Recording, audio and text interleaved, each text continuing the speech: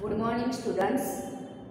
आज हम हिंदी में भारत गौरव काव्य का अभ्यास करेंगे, जिसके कवि है मैथिली शरण गुप्त, जिसे राष्ट्रीय कवि के रूप में भी हम सब जानते हैं।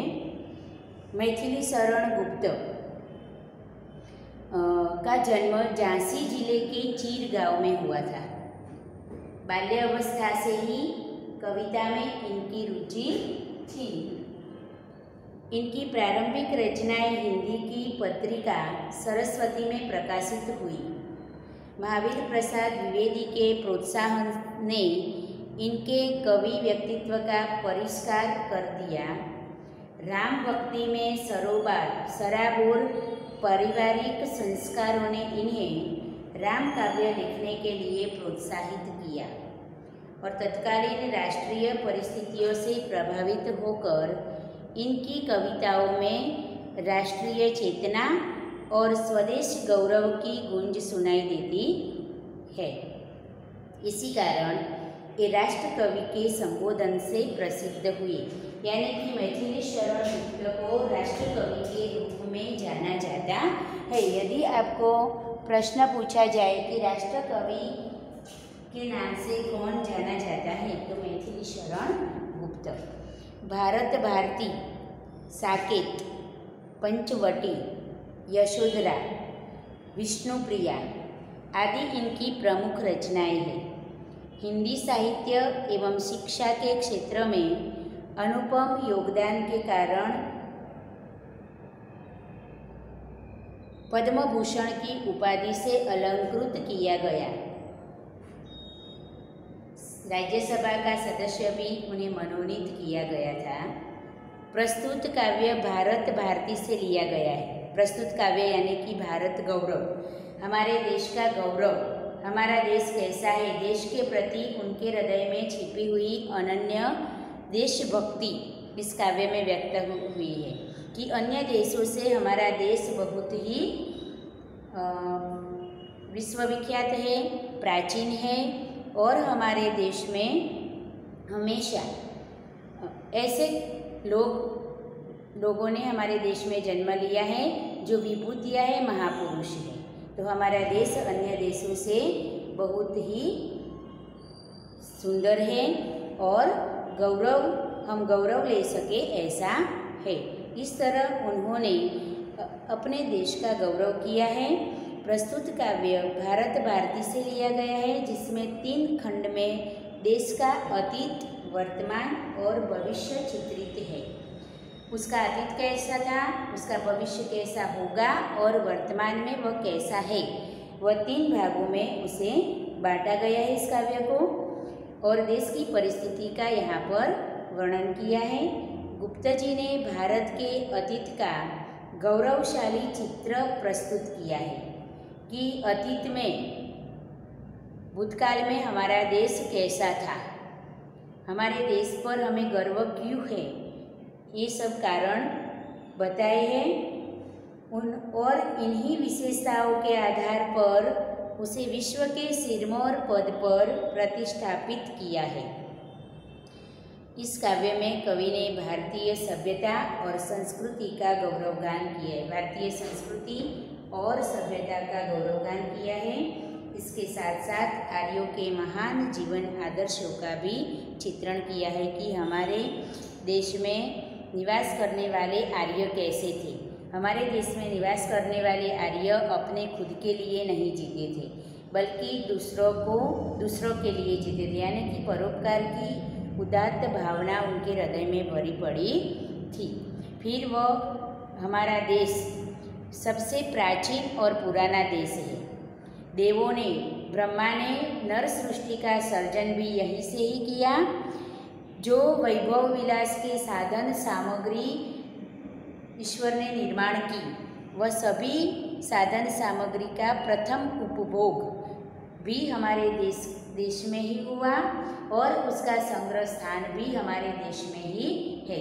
गंगा जैसी पवित्र नदियाँ हमारे देश में बहती है और धरती को हरी भरी रखती है, तो दूसरी ओर हिमालय जैसा पर्वत, मनोहर पर्वत, हिमालय जैसे मनोहर पर्वत हमारी प्राकृतिक शोभा को बढ़ाते हैं। इस तरह भारत देश प्राकृतिक दृष्टि से देखा जाए तो भी अत्यंत रमणीय, आकर्षक है।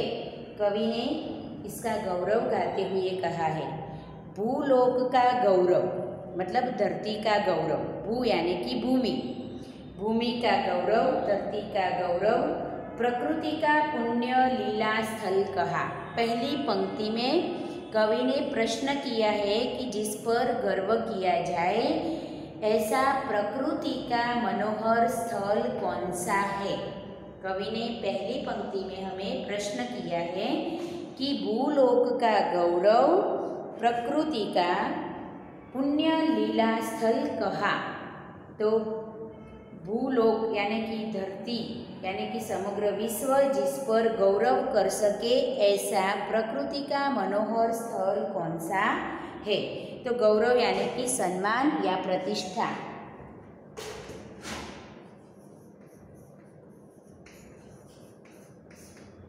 गौरव तो सम्मान,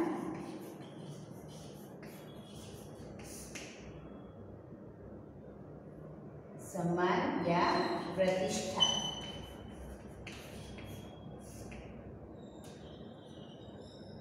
भूलोक એટલે સંસાર, ભૂલોક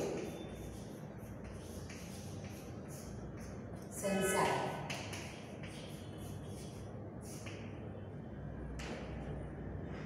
लीला स्थल महान पुरुषों की क्रीड़ा भूमि, लीला स्थल महान पुरुषों की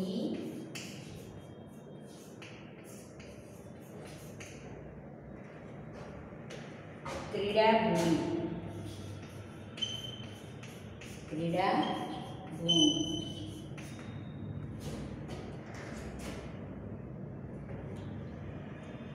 उत्कर्ष यानी कि प्रगति, उत्कर्ष प्रगति।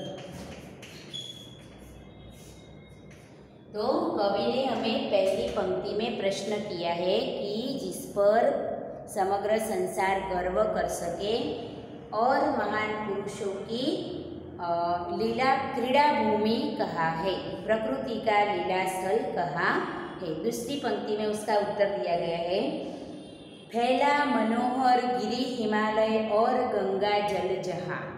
फैला हिमालय यानी कि हिमालय जैसा मनोहर पर्वत जहाँ पर है। पहली पंक्ति में जो प्रश्न है उसका उत्तर दूसरी पंक्ति में है कि फैला मनोहर गिरी हिमालय और गंगा जल कहा। गंगा जैसी पवित्र नदी का जल और हिमालय जैसे मनोहर पर्वत जहाँ पर है वही भूलोक का गौरव और प्रकृति का लीला स्थल है। तो अब आप सोच सकते हैं कि हिमालय पर्वत और गंगा नदी कहाँ पर है, तो वह हमारे भारत देश में है। तो कवि ने सीधे सीधा यानी कि सरल भाषा में उन्होंने प्रत्यक्ष रूप से नहीं बताया कि हमारा भारत देश ऐसा देश है, वही स्थल है, किंतु उसे उनकी विशेषता, प्राकृतिक विशेषताओं से उसे दिखाया है कि वही देश हमारा अपना भारत देश है। कैसा, तो जहाँ पर हिमालय जैसे मनोहर पर्वत है और गंगा जैसे पवित्र नदियाँ बहती है, वही स्थल यानी कि हमारा भारत देश ही भूलोक का गौरव है और प्रकृति का लीला स्थल भी है। तो भूलोक का गौरव, प्रकृति का पुण्य लीला स्थल कहा।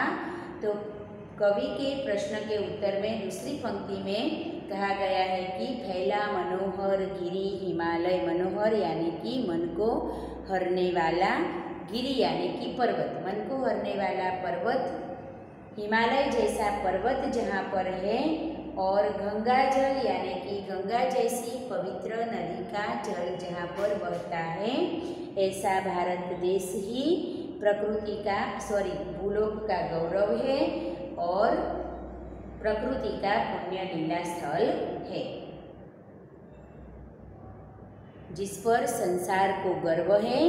वह स्थान वही है जहाँ हिमालय पर्वत और गंगा नदी बहती है। जिस पर संसार को गर्व है वह स्थान वही है जहाँ पर हिमालय पर्वत और गंगा जैसी पवित्र नदी बहती है। दूसरा प्रश्न कवि ने तीसरी पंक्ति में बताया कि संपूर्ण देशों से अधिक किस देश का उत्कर्ष है। सभी देशों से अधिक किस देश ने प्रगति की है। उत्कर्ष प्रगति, तो सभी देशों में सबसे अधिक प्रगति किस देश ने की है। तो उसके उत्तर में कवि ने बताया है कि उसका की जो ऋषि भूमि है वह कौन, भारतवर्ष है। भारतवर्ष यानी कि हमारा भारत देश। तो वह देश और कोई नहीं। उसके उत्तर में उन्होंने बताया कि वह देश, उसका की जो ऋषि भूमि, हमारे भारत देश को ऋषि भूमि कहा गया है क्योंकि भारत देश में अनेक ऋषि मुनियों ने जन्म लिया है। वह ऋषि मुनियों की तपोभूमि है, तप किया है। अनेक ऋषि मुनियों ने यहाँ पर जन्म लेकर तप किया है, इसलिए उसे ऋषि भूमि भी कहा गया है। इसलिए कवि कहते हैं कि वह देश और कोई नहीं, यह ऋषि भूमि भारतवर्ष है। तो सभी देशों में सबसे प्रगतिशील, सबसे उत्कर्ष देश कौन सा है? तो ऋषि भूमि यानी कि हमारा भारतवर्ष ही एक ऐसा देश है जिसने सभी देशों में संपूर्ण रूप से सबसे अधिक प्रगति की है। यह भूतकाल की बात है, अभी वर्तमान की बात नहीं है। कवि ने पहले अंतरे में भूतकाल की बात बताई है कि भूतकाल में, अतीत में हमारा देश कैसा था। तो हमारा देश कैसा था? तो भूलोक का गौरव था, जिस पर सारे संसार को गर्व था।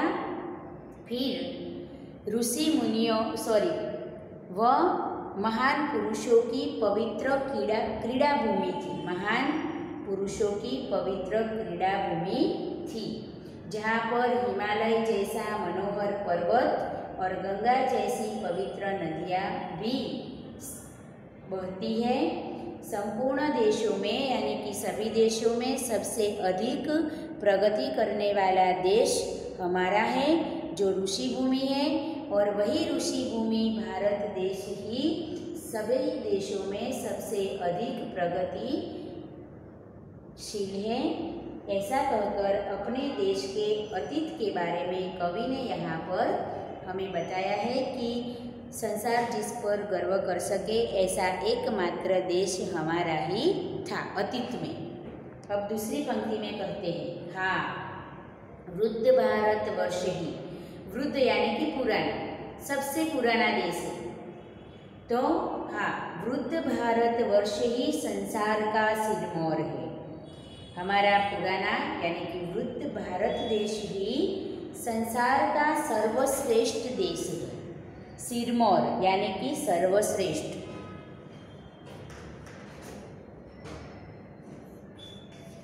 सिरमौर सर्वश्रेष्ठ। वृद्ध भारत देश ही हमारा सर्वश्रेष्ठ देश है। ऐसा पुरातन देश कोई विश्व में क्या और है? कवि हमसे और अपने आप को प्रश्न करते हैं कि हमारे भारत देश जैसा अन्य कोई देश विश्व में है जिस पर सारा संसार गर्व कर सके? कवि कहते हैं कि ऐसा पुरातन देश कोई, पुरातन એટલે प्राचीन, पुरातन એટલે प्राचीन, तो ऐसा पुरातन देश कोई विश्व में क्या और है? प्राचीन देशों में इसका मुकाबला कर सके, प्राचीन देशों में इसका मुकाबला कर सके ऐसा कोई अन्य देश है? प्राचीन देशों में इसका मुकाबले का दूसरा कोई देश नहीं है। उसका मुकाबला कर सके ऐसा कोई देश विश्व में नहीं है। भगवान की विभूतियों का यह प्रथम भंडार है। भवभूति पुरातन એટલે પ્રાચીન અને ભવભૂતિ એટલે સંસાર का वैभव। पुरातन प्राचीन और भवभूति संसार का वैभव। भवभूति तो संसार का वैभव, संसार का वैभव। तो कवि कहते हैं कि हाँ, वृद्ध भारतवर्ष ही संसार का सिरमौर है। वृद्ध भारतवर्ष यानी कि प्राचीन भारत देश ही संसार में सर्वश्रेष्ठ है। ऐसा पुरातन देश कोई विश्व में क्या और है? प्राचीन देशों में इसके मुकाबले का दूसरा कोई देश नहीं है। भगवान की भवभूतियों का यह प्रथम भंडार है। भगवान ने संसार के वैभव के जो स्थान सबसे पहले बनाए, भगवान ने संसार के वैभव के जो स्थान सबसे पहले बनाए, उनका वह प्रथम संग्रह स्थान है। वैभव के जितने भी स्थान कवि भगवान ने बनाए, उनका संग्रह स्थान भी हमारा देश ही है। विधि ने किया नर सृष्टि का पहले यही विस्तार है। नर सृष्टि यानी कि मानव सर्जन, विधि यानी कि ब्रह्मा, सृष्टि की रचना करने वाले देव, विधि यानी कि ब्रह्मा, सृष्टि का सर्जन करने वाले देव, इसे हम ब्रह्मा जी कहते हैं। ब्रह्मा, विष्णु और महेश। ब्रह्मा जी सृष्टि का सर्जन करते हैं, विष्णु उनका पालन पोषण करते हैं और संसार की समतुला रखने के लिए महादेव, ब्रह्मा, विष्णु, महेश, महेश यानी कि महादेव, जिन लोगों का आयुष्य पूरा होता है उन्हें अपने धाम में ले जाते हैं।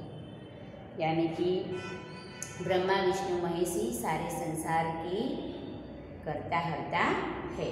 तो यहाँ पर विधि यानी कि ब्रह्मा ने जब संसार में नर सृष्टि का सर्जन किया, तो विधि ने किया नर सृष्टि का पहले यही विस्तार है। ब्रह्मा ने मानव सृष्टि का विस्तार भी यहीं से किया है।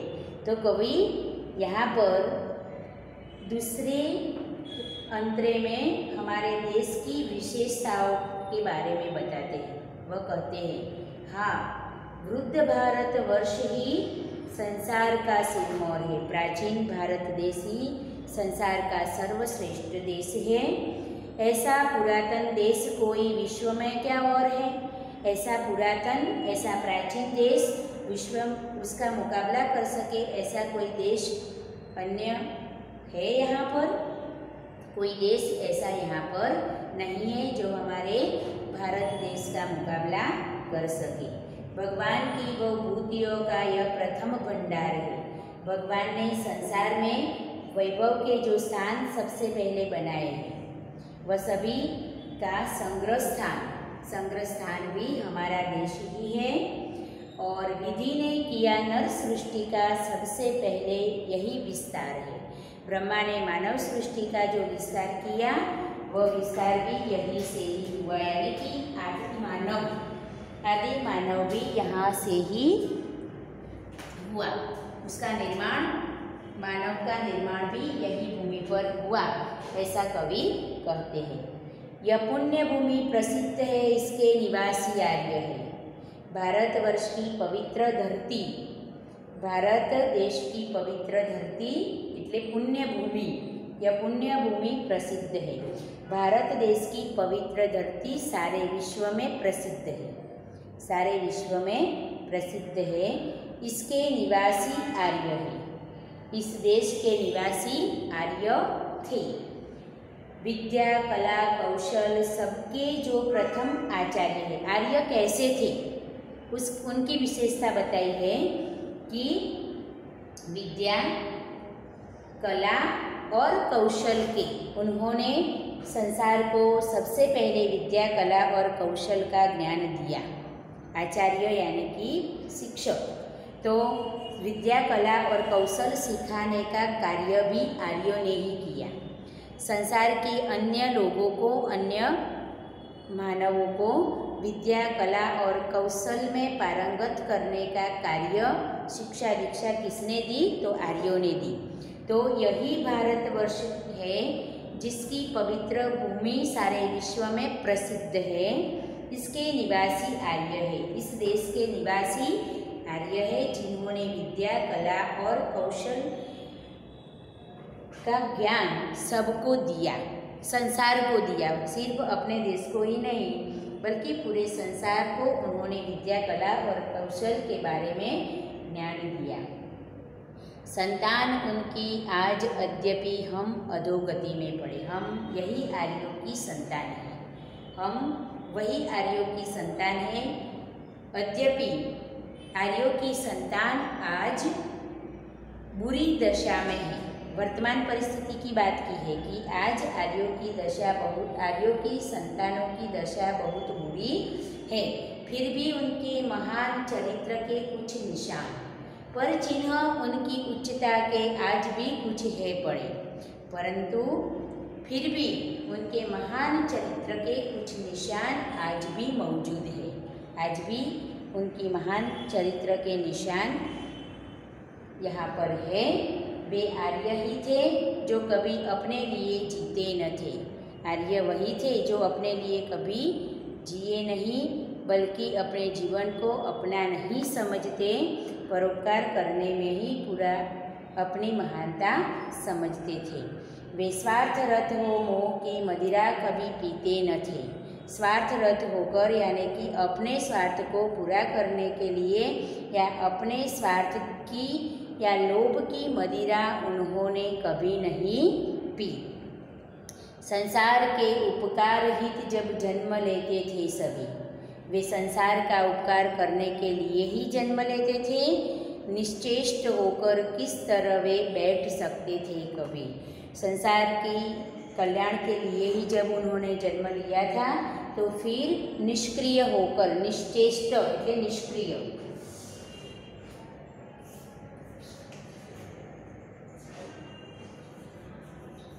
निश्चेष्ट, निष्क्रिय,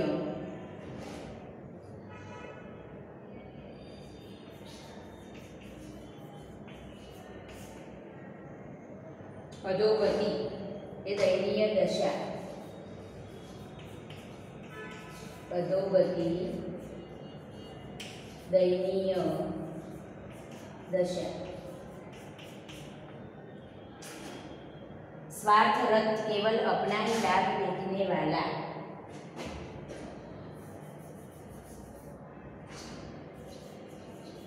स्वार्थरत केवल अपना ही स्वार्थ देखने वाला,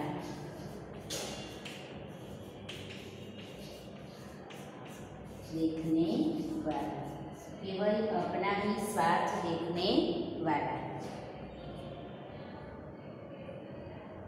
मदिरा यानी कि शराब,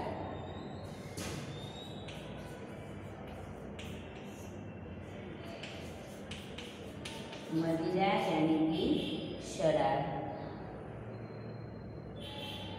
तो यहाँ पर संतान उनकी आज अद्यपि हम अधोगति में पड़े। यद्यपि आर्यों की संतान आज बुरी दशा में है, पर चिन्ह उनकी उच्चता के आज भी कुछ है खड़े। पर उनकी महानता, महान चरित्र के कुछ निशान आज भी मौजूद है।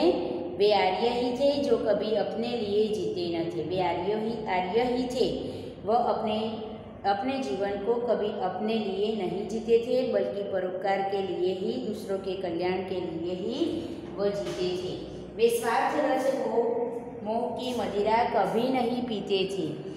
उन्हें कभी अपने ही लाभ की या मोह की मदिरा कभी नहीं पी थी, यानी कि अपने लाभ का कभी उन्हें मोह नहीं था। संसार के उपकार हित जब जन्म लेते थे सभी, वे संसार का उपकार करने के लिए ही जन्म लेते थे और निश्चेष्ट होकर किस तरह वे बैठ सकते थे कभी। जब संसार के कल्याण के लिए ही जिन्होंने जन्म लिया है वह निष्क्रिय होकर कैसे बैठ सकते थे। इस तरह कवि ने पहले अंतरे में हमारे देश की क्या विशेषता है उसके बारे में बताया है। दूसरे, हमारे देश का दुनिया में किस लिए उच्चतम स्थान है उसके बारे में बताया है। परदेश की विशेषता के बारे में बताया है। फिर आर्यों की विशेषता के बारे में बताया है और वर्तमान परिस्थिति में हमारे देश की स्थिति कैसी है उसके बारे में भी कुछ कहा है। फिर आर्यों की विशेषता के बारे में कवि ने इस काव्य में हमें बताया है। तो आज हमने जो काव्य देखा, हमारे देश की गौरव की गाथा गाने वाले जिस काव्य का अभ्यास किया उसके बारे में आपको अच्छी तरह से समझना है। फिर यह काव्य आज के होमवर्क में तैयार करना है। उसके स्वाध्याय की चर्चा हम बाद में करेंगे। Okay, thank you.